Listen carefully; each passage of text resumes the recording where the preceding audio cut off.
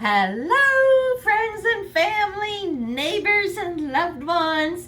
Guess what we're doing today? We're making banana bread. Auntie's banana bread. This piece of paper is older than the hills because I'm almost as old as the hills. But this is Auntie's banana bread recipe. It's been made 100 times and well loved. So let's get going.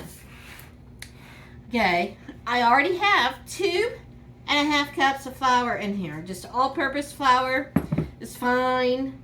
Nothing fancy, nothing special, just plain, ordinary, all-purpose flour. All right, and we need a cup of sugar.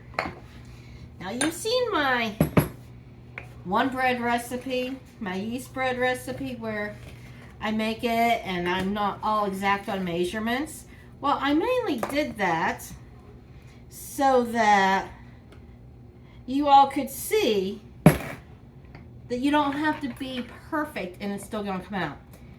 But my auntie always measured everything perfectly, and that's what I do with this. I did the same thing. I took my measure to my flour and measured like that. That's the proper way to measure.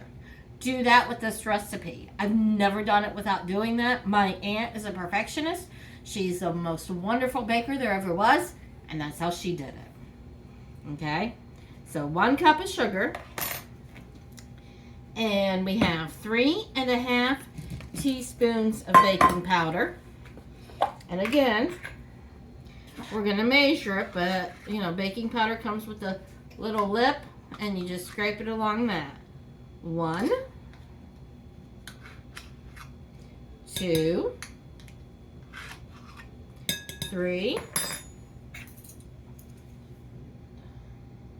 Oh, I didn't grab the half. Oh, that was a half.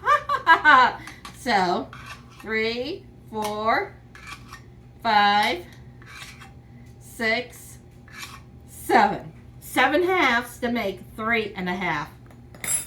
I thought I got out. Oh well. Okay, and then we need a teaspoon of salt. Oh, that's where my teaspoon thing was, in my salt. Okay, and we take our little scraper, and that's my teaspoon of salt. We, of course, need, what was I thinking when I got this ready? We only need 3/4 cup of milk, but I have a whole cup of milk. So we're just going to pour some of that out.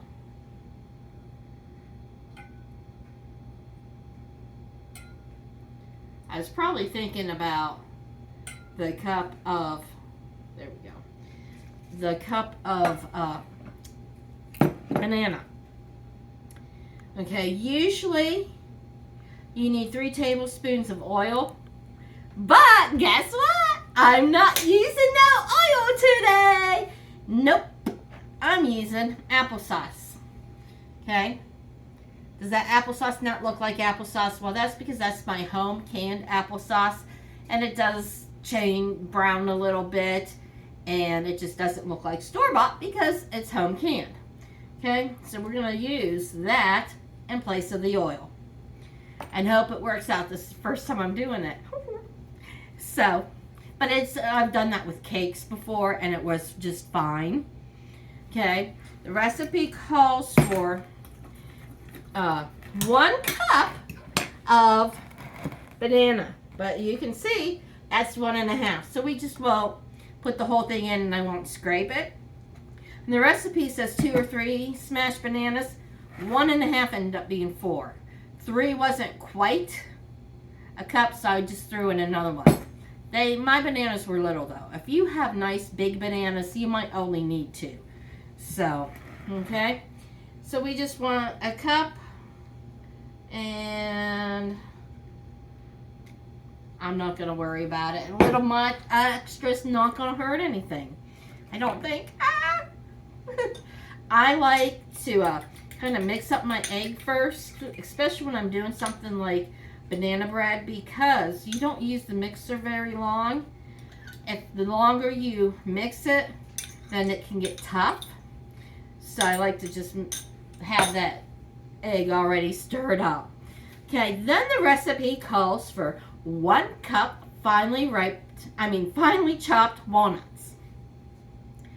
Then it has optional. Auntie always did walnuts.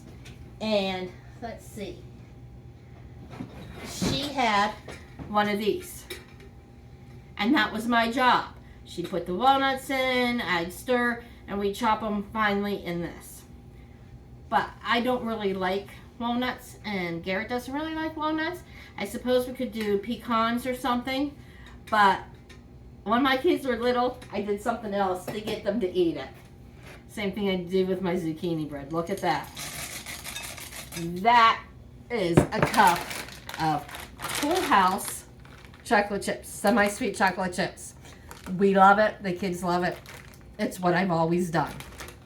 Okay? So, move my mess from here to there, da-da-da-da. I need my mixer. It's going to be loud, okay?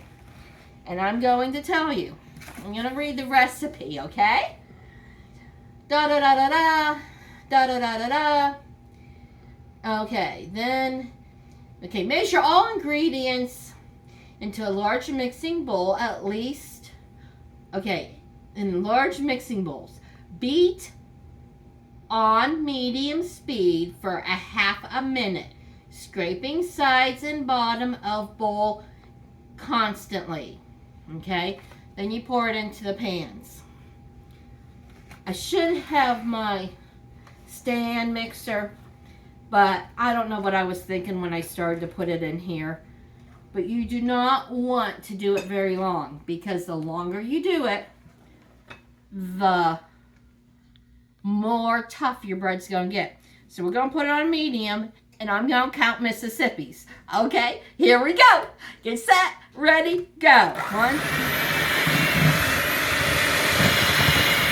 Mississippi, 2 Mississippi, 3 Mississippi, 4 Mississippi, 5 Mississippi, 6 Mississippi, 7 Mississippi, 8 Mississippi, 9 Mississippi, 10 Mississippi, 11 Mississippi, 12 Mississippi, 13 Mississippi, 14 Mississippi, 15 Mississippi, 16 Mississippi, 17 Mississippi, 18 Mississippi. And I'm going to stop at 18 Mississippi because, one, I started before that. But if I look at it,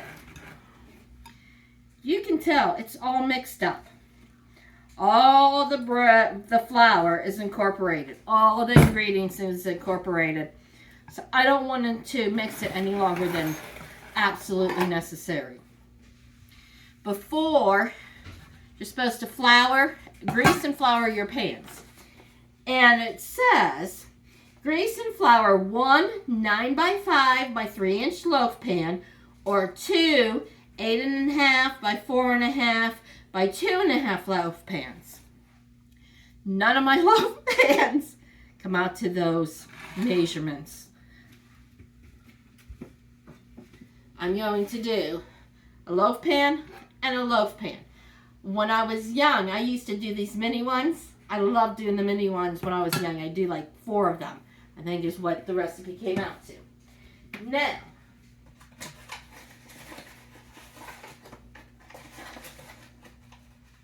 it says grease and flour. I sprayed that with cooking spray, okay? Then you just drop some flour in. And I like to do it over the sink so I don't make a mess. But evidently, I'm going to make a mess on the counter. And you just take it around like that. And then when it's all greased and floured, the excess you can dump in the sink. That's what I do. You can do it your own way. Whatever tips, tricks you want to share, you're free to do. That's my way. Because as you all know, and can tell already, I'm messy. So that just helps me a little bit. So, I already have my oven preheating on 350. And we're going to pour in some of that big one first. Make sure that's half poured. Then I'm gonna go and get this one and make sure that one's about 3/4. So now we'll take the rest of it and scrape the rest of it into this one. Oh, look at that. That's going to fill that right up. Here, we can add a little bit more to this one. That's just what you do when you're doing more than one pan. You just go back and forth. Okay? So, they're filled up. And I'm going to put them in the oven. Again, they go in the oven at 350. I've had the oven on. I turned it on when I started to measure everything out in my little bowls for you all. Okay? I'm going to put them in the oven. They're going to bake. They're going to bake for 55 to 65 minutes. This one I'm sure I'll take out much earlier than that. But 55 to 65 minutes. I'll put toothpicks in, pull them out, and when they're clean, we'll pull them out. And then I'll come back, bring you, so you can see what they look like, and we can have a bite and see how yummy, yummy they are. Hey, see you in a few minutes, friends and family. Be right back. Here we are again. We've got the big loaf done. The little loaf took about 45 minutes, and I could have taken it out. Clean toothpick.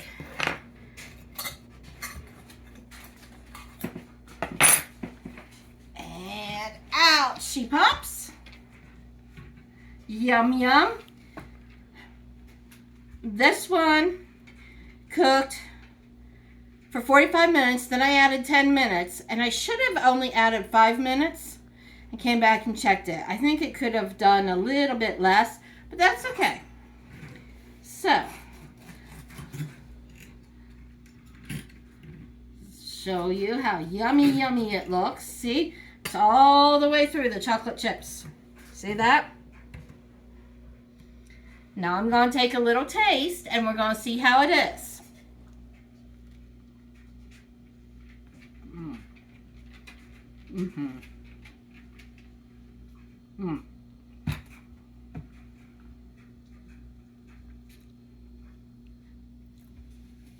Perfect. Absolutely perfect. Auntie Carol's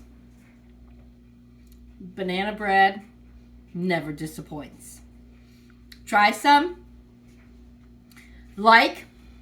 Subscribe. Do all that jazz. We are up to like 125 or 126 subscribers now.